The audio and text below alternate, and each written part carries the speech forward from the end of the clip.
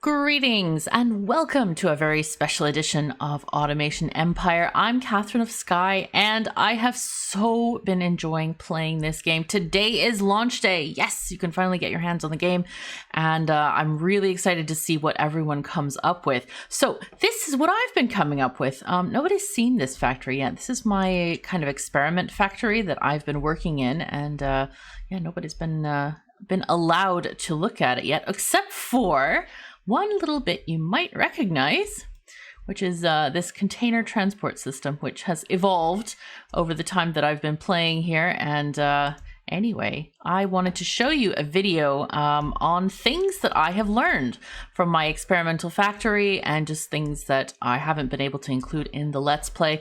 And also keep in mind, the Let's Play was also kind of some learning as you go, some playing in the experimental factory and adding to that.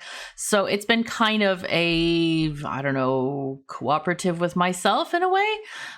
Anyway, let's look at trains first and foremost. I learned, I think this was thanks to a YouTube comment. I didn't notice it on my Let's Play, but apparently the number of trains, number of cars a train can haul is directly related to the amount of silos you have on the track. So this train is extremely long. I believe it's 16 cars and we have 13 silos. So it's silos plus 3, because I was testing here, like the length of the train lines. So here, this one goes from here around to there. This longer one, the second one, goes around here to there. And then a third one is super short and just goes around the bend there. I was kind of, this map is interesting for trains because, like, you can't put the tunnels anywhere over the water. If you try, you can try to your heart's content, but it will not let you. The outside has to be within a mountain here. Must be built to a cliffside. Why is it not letting? Oh, there. Ha. Yeah, had the back the wrong end around. Anyway, so this map is really weird for those kinds of things like tunnels. And also, you can't go into places like this. This is actually off the map. So that doesn't work either. So I was actually planning on having these train lines go down this way into this cliff over here, but nope, not a thing. Anyway, so ideally, I was looking at train times, and this is the cool thing about this, is that there is actually a timer that when the train is off the map, and this timer only starts when the train is off the map. It does not start when it goes out. And I tested this and I timed this and I looked at it. And yeah, this is the bar when the next train comes. You cannot have two trains on the track. The train, the length of travel directly impacts this length of arrival again. But it appears that if you have a long track, you'll want to have many cars. And I think that's kind of a cool thing. I'd been using this kind of a system of filling up a tank to do one of these things. And then got that comment today, which was absolutely great, about, hey, you need to have more silos. And there we are. So that was one cool thing I learned about stuff. Here we're actually doing oil. We hadn't gotten to oil in the Let's Play, but here it is. I've temporarily hooked up water pipes. Those I also hadn't done in the Let's Play. And yeah, I learned a cool thing about crates. So I've been using these crate designs. There we go. Let's go up here. Yeah, I had a temporary loading point there, but I wanted to show you the storage transport system in a bit. But anyway, I learned something about crates, and here you can see we have this system of thingy-majingies. Yeah, you don't need this here. All you need to make these guys work is you need an outlet pipe, a transfer tube. It didn't occur to me because these things fit so nicely over the ends of stuff. I was like, we don't need that. Anyway, but you do. And this one, you'll notice, doesn't have any transfer pipes. You don't need it. You just need to mark the container as color.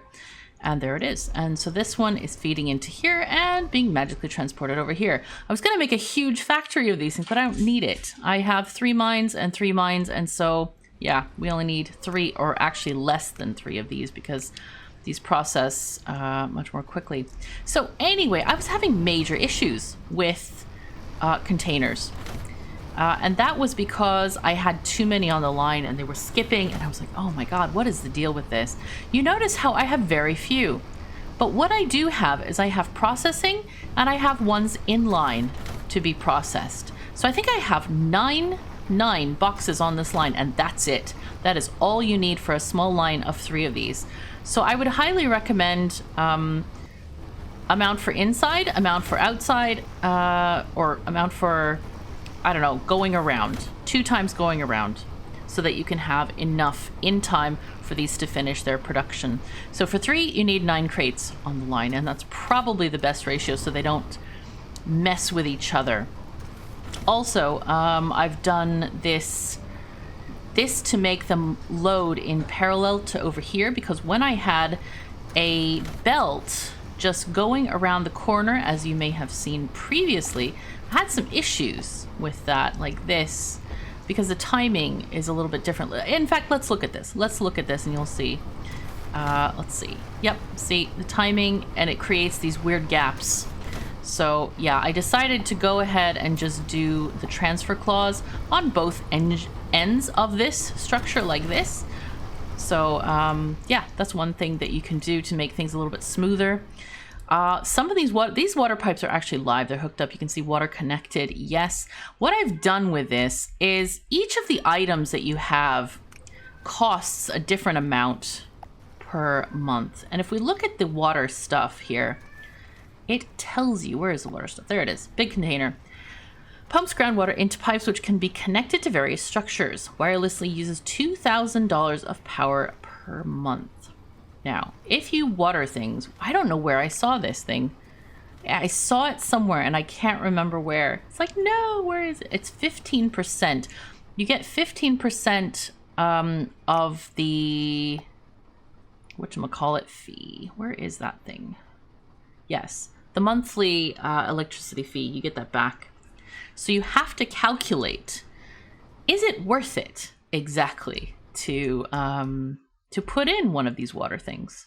Because they cost $2,000 a month. You have to make up that amount.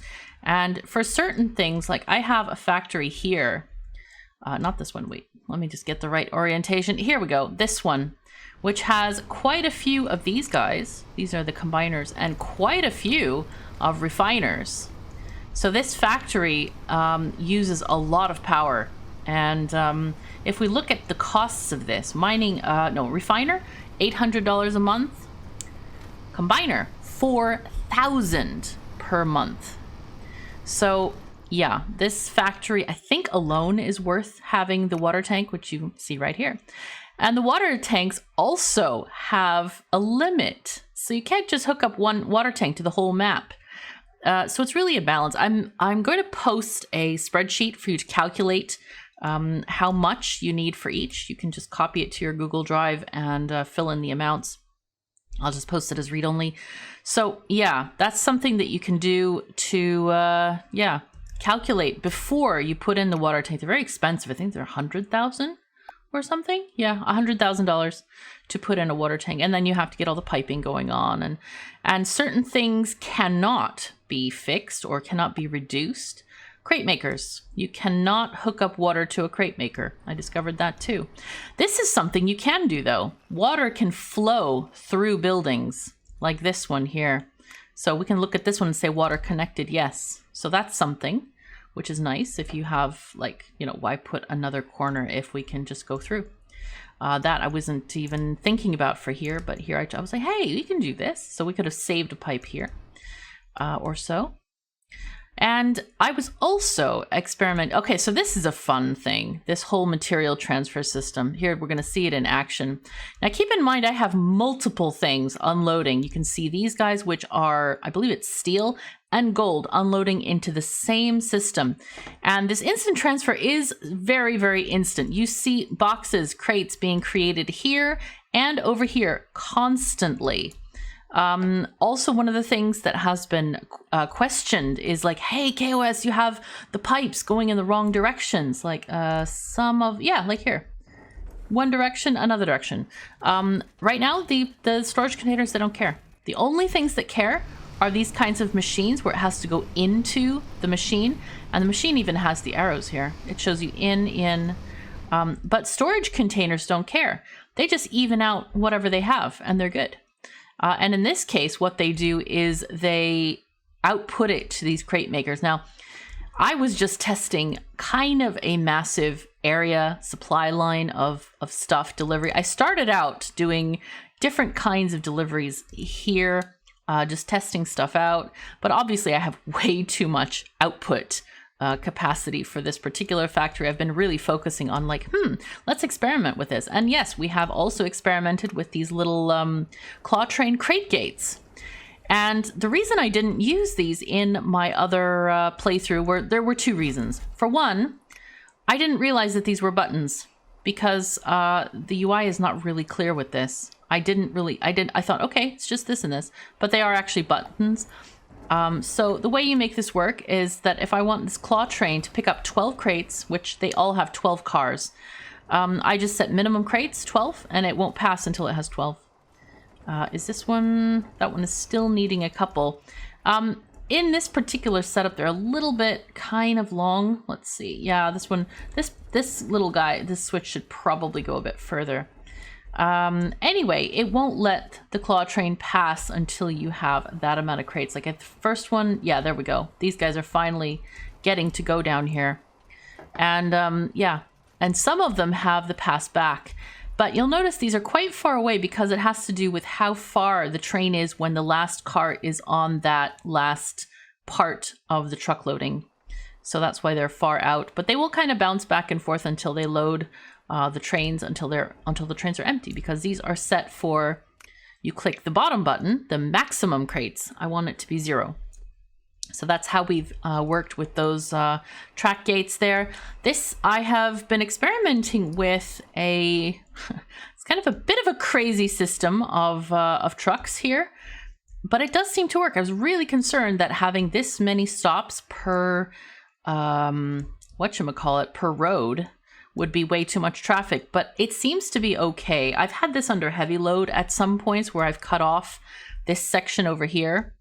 In fact, we can do that. Let's do that. Let's cut off this. I do have some stuff going to research over here. I've got a little bitty train, which is not functioning right now. That's interesting. Going to my research base over here, which I'm just randomly taking different items. We've got oil researching and gold. Oh, that's so tasty. Getting it going. Gold fuel, I should say, not just plain gold.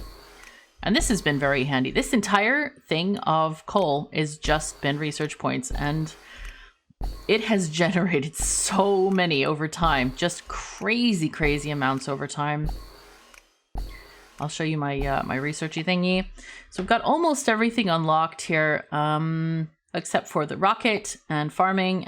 We can unlock farming right now, actually. Let's go ahead and unlock that.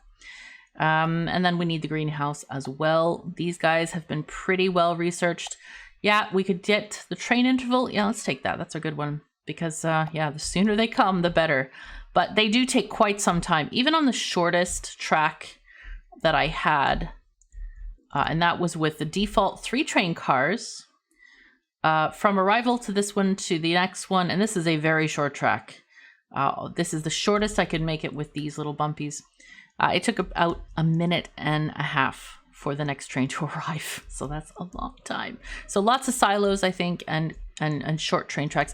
This map, I would have built it completely differently if I had known about that. I would probably put trains here instead of over there. And a lot of the places I've blocked myself, like this. This is kind of a bad place. We could have had train lines going like this, kind of, between these two places. So I might move this oil factory. There's not much here anyway. All right, so this has been great. Oh, here we are. Here we are. Can we make enough crates over here? So this situation is interesting. You see, some of the steel is going down here. The makers are kind of like, oh my god, we have stuff now. Oh my god, we have gold stuff.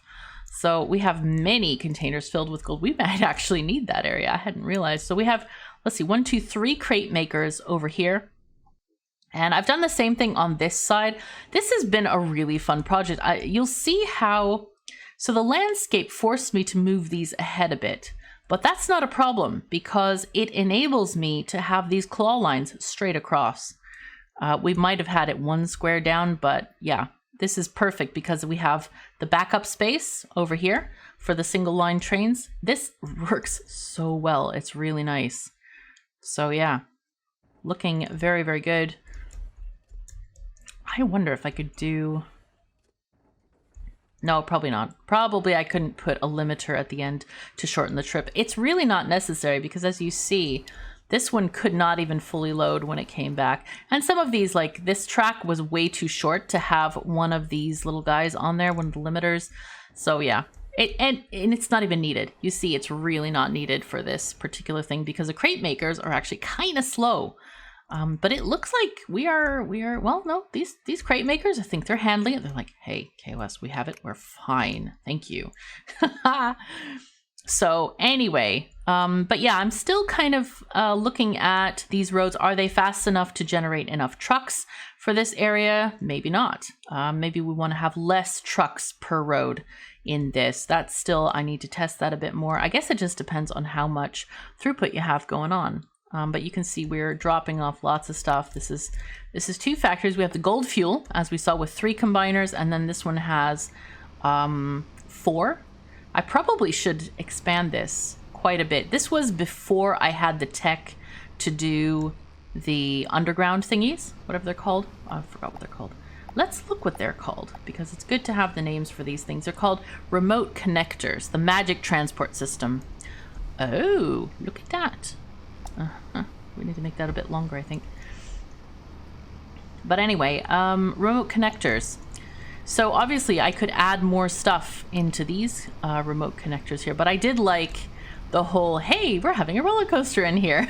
You can see this little train leaping about over here, getting stuff from here, which is natively provided there.